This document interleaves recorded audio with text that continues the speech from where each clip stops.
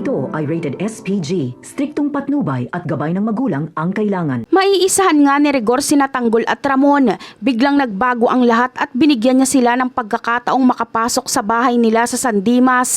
Ang totoong plano ni Rigor ay doon sila pagbabarilin at turuan ng leksyon.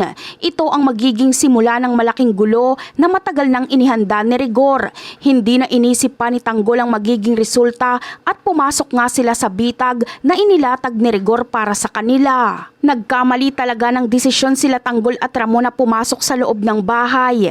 Dahil dito, siguradong madedehado sila sa sitwasyon. Ang bahay na yon ay teritoryo ni Rigor at alam niyang siya ang may kontrol sa lahat. Ang pagpasok nila Tanggol at Ramon ay nagbigay kay Rigor ng perpektong pagkakataon para maisakatuparan ng kanyang masamang balak.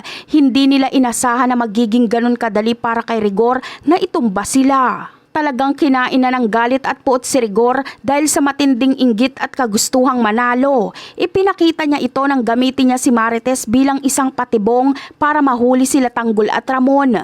Wala na siyang pakialam kung sino ang masaktan, basta't magantihan niya ang dalawa.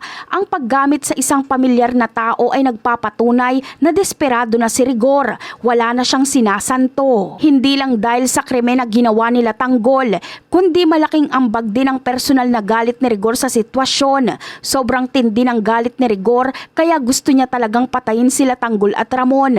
Ang matagal ng alitan at inggitan ay nag-udyok sa kanya na gawin ang pinakamalupit na hakbang.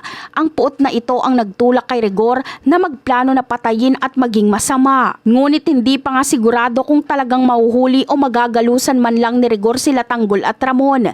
May posibilidad din na si Rigor mismo ang mapapahamak sa paghaharap-harap nilang ito. Ang tagisan ng lakas at talino ay magiging matindi at ang magwawagi ay hindi patiyak. Ang laban na ito ay magiging malaking tanong pa sa lahat kung sino ang mananaig sa huli. At yan ang aabangan natin. Bye!